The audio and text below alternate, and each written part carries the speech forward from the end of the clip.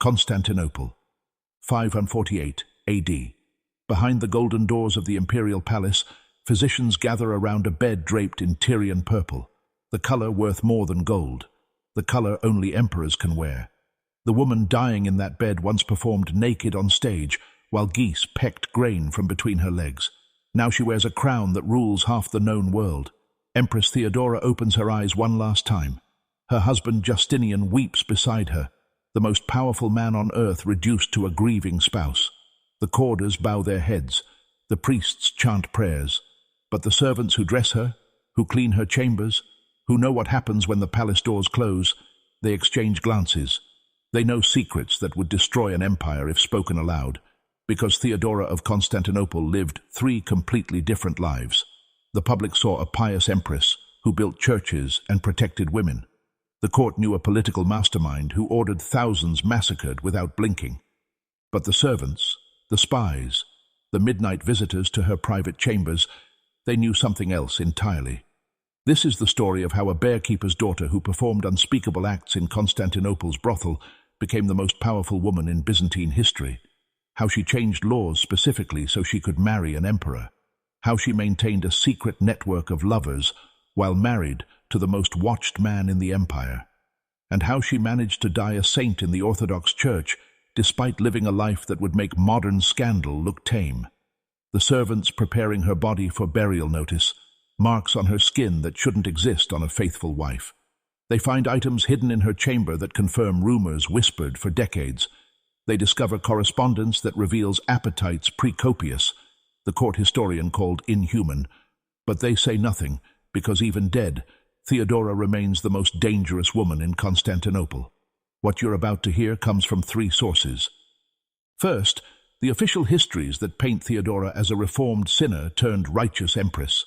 Second, Procopius's secret history, written in hidden rooms and buried for centuries, containing allegations so shocking that scholars still debate whether they can possibly be true.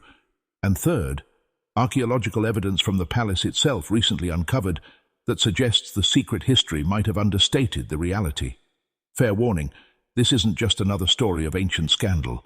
This is the account of a woman who weaponized her sexuality to climb from the gutter to the throne, who used her body as a political tool while maintaining a public facade of Christian virtue, who satisfied appetites that required architectural modifications to the palace itself.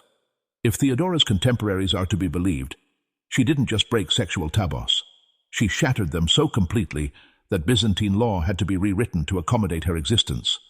The year is 500, and in the basement of Constantinople's Hippodromium, a bearkeeper's daughter is about to discover that her body is the only currency that matters.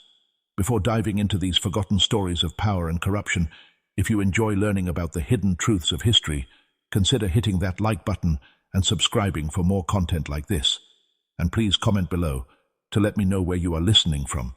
I find it incredible that we are exploring these ancient stories together from different parts of the world, connected across time and space by our shared curiosity about the past. Little Theodora watches her father die, not from the bear he's training for tomorrow's races at the Hippodrome, but from something stupider, a scratch that turned septic, an infection that rotted his blood. The year is 505.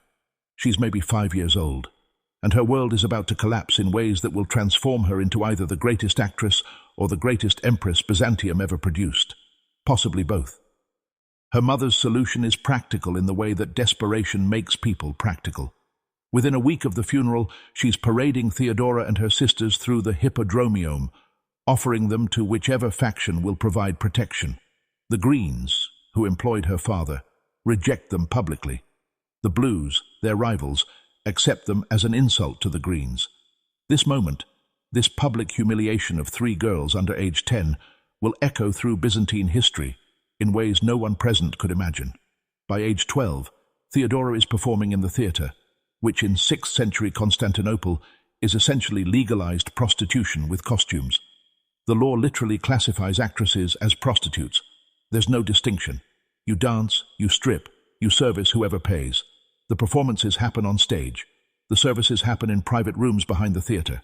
Sometimes the performance is the service acted out for audiences who pay to watch things that would be illegal if they weren't classified as art. Procopius, writing decades later in his secret history, describes young Theodora's specialties with the clinical detail of someone who either witnessed them personally or interviewed people who did. She would lie on stage naked except for a ribbon around her groin because full nudity was technically illegal, while servants scattered barley grains across her body. Trained geese would then peck the grains off her, starting at her chest, moving lower, while she performed ecstasy for the crowd. But here's what makes this more than just ancient pornography. Theodora understood something fundamental about power in Constantinople. The men watching her degrade herself were senators, merchants, future emperors. They were revealing their desires, their weaknesses, their secrets. While they thought they were consuming her, she was cataloging them. Every fetish was intelligence. Every request was leverage. Every private session was a deposit in a bank of secrets she would cash in later. Contemporary accounts, even the hostile ones, agree on certain details. Theodora possessed unusual intelligence, photographic memory for faces and conversations, and the ability to make any man feel like he was the only person in the room. She spoke multiple languages fluently. She could quote Homer and Aristotle. She understood theology well enough to debate bishops, all while taking off her clothes for money. The logistics of her work were mathematically staggering. One account claims she serviced 30 men in a single night, then complained she had only 3 orifices to work with.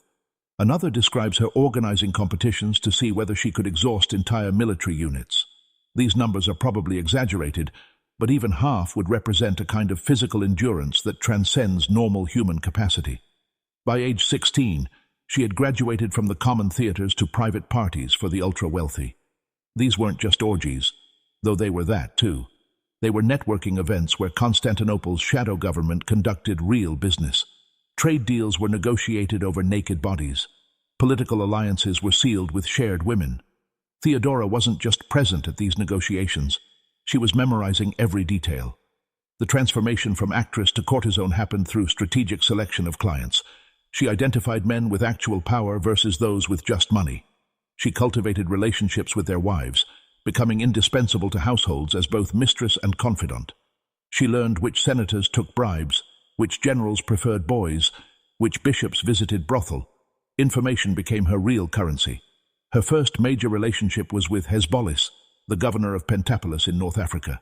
She convinced him to take her as his official mistress, escaping Constantinople's theaters for what seemed like a better life. The relationship lasted 4 years before he abandoned her in Alexandria, penniless and thousands of miles from home. Most women in her position would have returned to prostitution or died. Theodora did something unexpected. She spent a year in Alexandria studying with Christian theologians, not because she found religion, but because she recognized that Christianity was becoming the empire's dominant power structure. She learned monophysite doctrine, the branch of Christianity that would later define her political allegiances. She memorized scripture. She cultivated relationships with powerful bishops.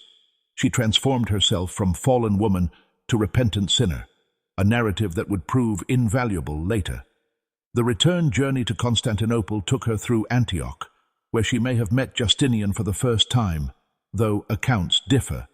What's certain is that by 522 she was back in Constantinople, no longer performing in theaters, but maintaining herself through a suspicious combination of wool spinning and strategic relationships with powerful men. The wool spinning was a euphemism. Everyone knew it, but it provided the veneer of respectability she needed for her next move. Something had changed in Theodora during her travels. The woman who returned to Constantinople wasn't the same girl who had left with Hesibololis. She had seen the empire's power structures from the inside. She understood that sex was just one form of currency in a complex economy of influence. She had developed a long-term plan that would have seemed insane if anyone had known about it. She was going to marry into the imperial family. Justinian first saw Theodora at a gathering he shouldn't have attended in a house he shouldn't have known existed. The year was 522. He was 40 years old, the adopted son of Emperor Justin, celibate by reputation, obsessed with theology and law. She was 22, officially a wool spinner. Unofficially, still the most dangerous woman in Constantinople. What happened in that room changed the course of Western civilization, though accounts differ on whether it was love at first sight or the most calculated seduction in history. The meeting wasn't accidental. Theodora had been orchestrating it for months, through intermediaries who owed her favors from her theater days. She knew Justinian's routines, his interests, his weaknesses. She knew he stayed up all night reading theological treatises. She knew he had never taken a wife or even a known mistress. She knew he was brilliant, ambitious, and completely inexperienced with women like her. The standard narrative says Justinian fell instantly in love.